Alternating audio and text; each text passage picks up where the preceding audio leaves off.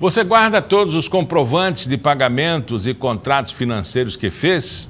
Eu converso agora com o coordenador da Escola Estadual de Defesa do Consumidor, Gustavo Costa, que vai explicar a importância de ter os comprovantes de pagamentos e contratos para que um dia você não tenha que pagar novamente por um serviço ou produto que já foi pago. Gustavo, eu lembro um tempo atrás que houve um incêndio no comércio e uma famosa loja começou a cobrar tudo de novo, porque ele perdeu lá no sinistro os comprovantes, não é? O consumidor hoje já está bem mais protegido, né? Com certeza. E mais informado, né? Mais informado, que sabe que tem que guardar para qualquer necessidade, até mesmo, não está no sistema. É muito comum o consumidor receber uma cobrança de um ano atrás, de 2, 3 meses, seja qual for. Diz, olha, não consta no sistema, mas eu paguei, mas então você tem que comprovar que pagou realmente. O que mudou daquela época para cá?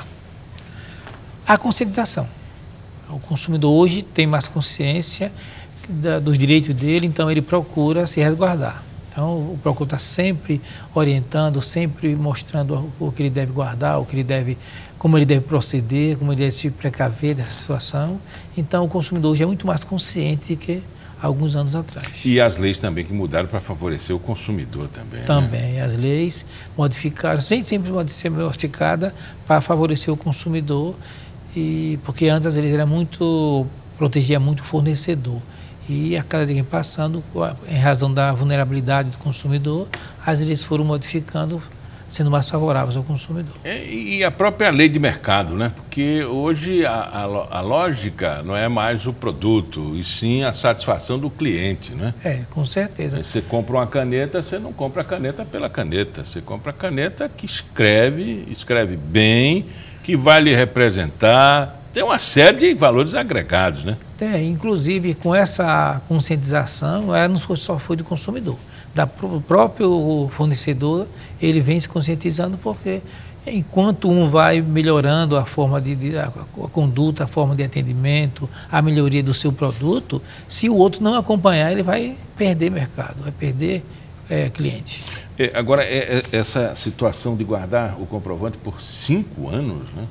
É verdade. É um tempo muito longo, né? Dependendo a maioria dos recibos, né, que você paga são 5 anos. Né? Mas nós temos, por exemplo, aluguel são 3 anos, plano de saúde, 2 anos. O consórcio, por exemplo, comprando consórcio, você tem que guardar enquanto enquanto não terminar o consórcio. Né? No caso de um imóvel, né, como financiado, enquanto o bem você não receber oficialmente da construtora ou do banco que financiou, posse, né? Enquanto você não for, primeiro a quitação e depois a posse do bem, enquanto isso não acontecer, você tem que manter guardado todos os recibos. Eu acho que até uma maneira de se precaver de problemas futuros, né? Porque há de sabido se não fosse besta, né? É verdade. Por exemplo, há um artifício agora que está pouco comentado, mas que dentro de qualquer casa já existiu, está existindo ou vai existir, que é aquele comprovante que se apaga. Você paga, quando você vai ver, como é que eu vou comprovar que paguei? Porque esse papel aqui não favorece. Quando bate a luz, ou ele fica preto ou ele apaga. É verdade.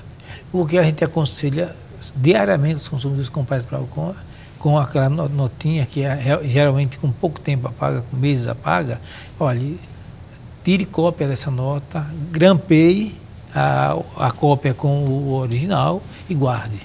Porque isso aí vai acontecer, mais dia, menos dia vai acontecer e você tem aquela cópia. Já existe um estudo ou uma investigação se esse artifício é proposital ou foi um erro operacional? É bom até esclarecer isso. Exatamente. Isso aí ele cabe à Secretaria da Fazenda, né?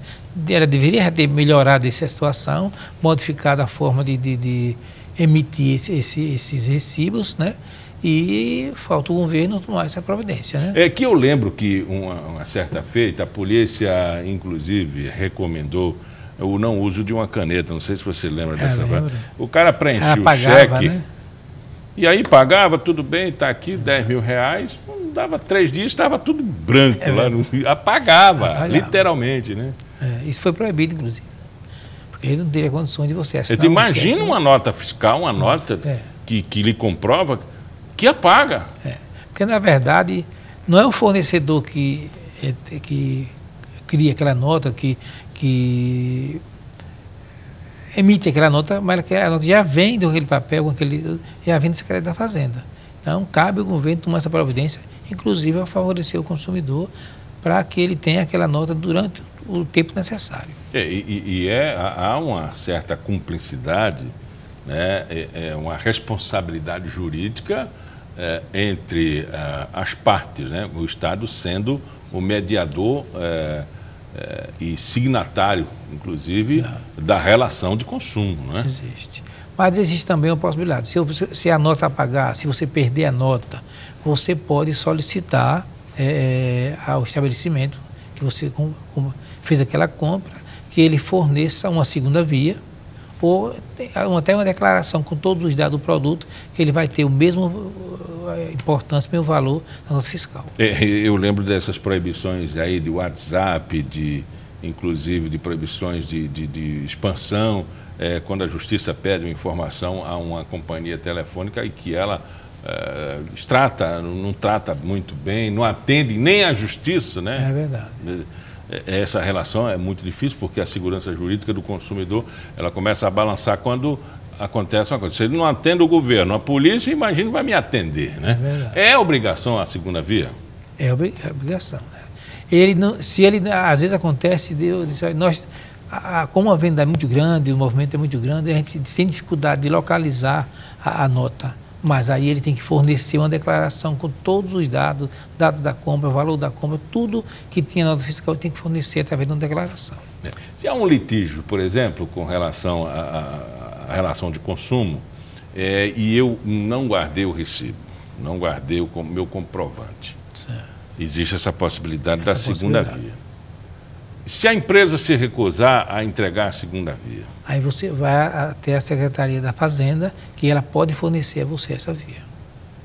Que uma vez solicitado o meu pagamento, primeiro a companhia que está me cobrando precisa comprovar que eu devo, né? Exato, exatamente. A cobrança tem que ser feita com um comprovante de débito, né? Você tem que informar, mostrar que você está devendo. E outra coisa que é importante, se você fez alguma negociação, você precisa guardar todas essas negociações. Né? Com certeza. Ali é a sua segurança, né? Que você está tudo em dia, que você está regularizado naquela situação. Então, se você perder, você vai ter que provar que aquilo aconteceu. Num determinado momento, até mesmo uma declaração de que você não deve nada, de que você está limpo, pode ser feita pela empresa que você era antes devedor. Exato, pode sim. Você pediu uma declaração. O direito da informação, né? Está no artigo 6º, inciso 3 do Código de Defesa do Consumidor. É segurança ou exagero isso? Você negociou com o banco, por exemplo, está aqui, tudo certo, estou limpo, tá? Me deu uma declaração?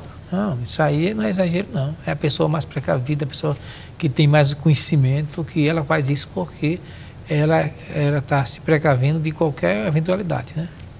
Porque acontece frequentemente, não é? A pessoa não deve nada e está lá o nome no Serasa, está no SPC. Exato.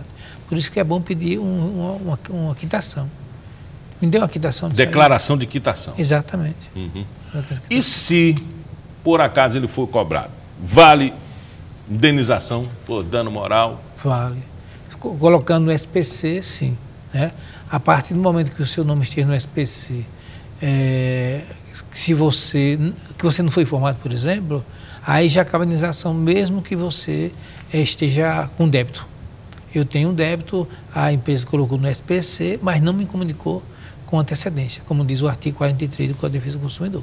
Neste caso, se eu descobrir que o meu nome está no SPC, se eu passar um constrangimento, ainda que não passe, basta eu descobrir que o meu nome estava lá, ainda que esteja colocado de forma legal, no sentido de eu dever realmente, mas se foi colocado sem me comunicar com antecedência, cabe danos morais. E toda essa lista de débito de pessoas que podem ter o crédito, elas precisam ser transparentes, né, Gustavo? Com certeza.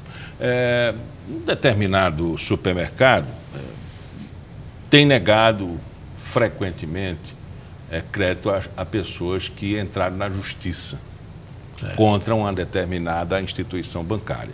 Se descobriu mais tarde que era um grupo só e que existe uma lista negra. Essa lista pode ser pública e ela pode ser elemento de barrar o cliente? Ela nem pode existir, isso é ilegal. É chamado de, a gente conhece como lista positiva, que é o que eles colocaram. Então, já aconteceu caso no PROCON, onde o consumidor tinha um débito no Bom Preço, era o banco, o Unibanco na época que tinha o direito ao cartão, e a pessoa quitou todo o débito e solicitou um novo cartão. 4 meses depois, o Unibanco não deu resposta e o consumidor foi até lá, falou inclusive comigo, e eu solicitei o porquê. Não solicitei, não pedi que ela desse autógrafo de crédito ao consumidor. Pedi a informação, o direito de informação está no artigo 6º do Código. Então, eles responderam que eles não tinham obrigação de dar autógrafo de crédito, dariam quem quisesse. Correto, mas não foi isso que eu perguntei. O consumidor tem o direito de saber por que não está sendo dado crédito a ele. Nós temos um critério assim, assim, assim, assado. Ele não está nesse critério. Ótimo. Mas ele estava utilizando, na verdade, esse cadastro positivo, que é ilegal. Por isso que ele não respondeu. Porque se ele fosse responder corretamente, ia informar que estava usando de acordo com o nosso cadastro aqui interno, aí eles seriam punidos. A gente está falando de uma situação concreta, a gente Exato. não está inventando uma peça aqui de ficção. E o que acontece com a empresa que nega esse crédito? Ele, nesse caso, eu dei continuidade, informei que o pedido não tinha sido atendido, em razão que não pedi que ela desse autógrafo de crédito ao consumidor, e sim que ela informasse, com base no artigo 6º, inciso 3º, direito de informação, o consumidor tem. Então, que ela simplesmente informasse o porquê não desse autógrafo de crédito. Ela simplesmente não respondeu, a empresa foi autuada e nós orientamos o consumidor a procurar o juizado. Existe a máxima da pesquisa, existe a máxima de que você deve guardar seus comprovantes e, caso haja qualquer dúvida, procure o PROCON, né? Procure o PROCON, que nós estamos à disposição dos consumidores. Muito obrigado pela entrevista. Eu que agradeço. Conversamos com Gustavo Costa, ele é coordenador da Escola Estadual de Defesa do Consumidor. E o Pauta Especial fica por aqui. Voltamos amanhã às 11h30 da manhã, com reprise às 6h30 da noite. Até lá.